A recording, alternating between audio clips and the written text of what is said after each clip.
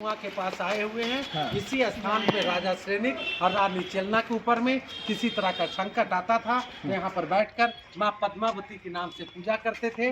माँ पद्मावती प्रसन्न होकर सारे नगर निवासी की सेफ्टी सुरक्षा किया करती थी। माँ पद्मावती के चरणों में शालीभद्र धन्ना से 12 वर्ष के तप किए थे। तप करने के बाद में वैभारगिरी पर्वत के ऊपर में जाकर भगवान महावीर स्वामी से मोक्ष की प्राप्ति की। सभी लोग और वो क्या कहानी है, वो रोज पेटी आती देवलोक से?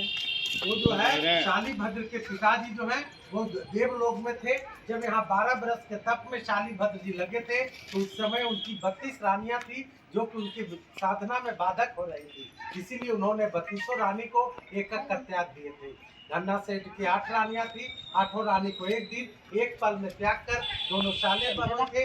जब माँ के चरणों में साधना में लगे थे तो उनकी साधना से घबराकर इंद्र लोक में इंद्र को भय हो गया था कि मेरी सिंहासन चली जाएगी। तब देवलोक से शालीभद्र के पिताजी के द्वारा वो इसी स्थान पे जो है 99 पेटी आया करती थी। उसमें से वस्त्र, आभूषण और द्रव्य होती थी। द्रव्य की पेटियों को शालीभद्र की माता जी के द्वारा गरीब ब्राह्मणों में बंटवा दिया जाता था।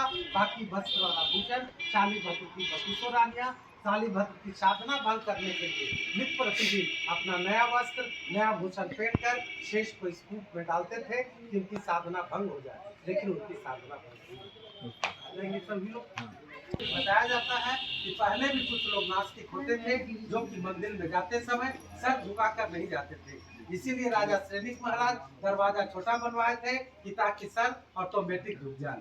राजा श्रेनिक महाराज जब यहाँ पे नगरी बसाए थे सर झुकाइए के जाना चाहिए, यहाँ पानी था ही नहीं। तो माँ पद्मावती का देन है कि आज 5 पहाड़ से उस समय गर्म पानी के झरने जो निकले हैं जो आज तक चल रहे हैं। क्योंकि उसके बाद इस पहाड़ों का जो है यहाँ का जो ये थे आपको first scientist doctor Jagdish Chandra Bose कलकत्ते के निवासी थे। उन्होंने सब हॉट और स्प्रिंग को टेस्ट किए थे तो बताए थे यहाँ की पहाड़ों में एक्सेस मात्रा में सल्फर, रेडियम और आयरन है।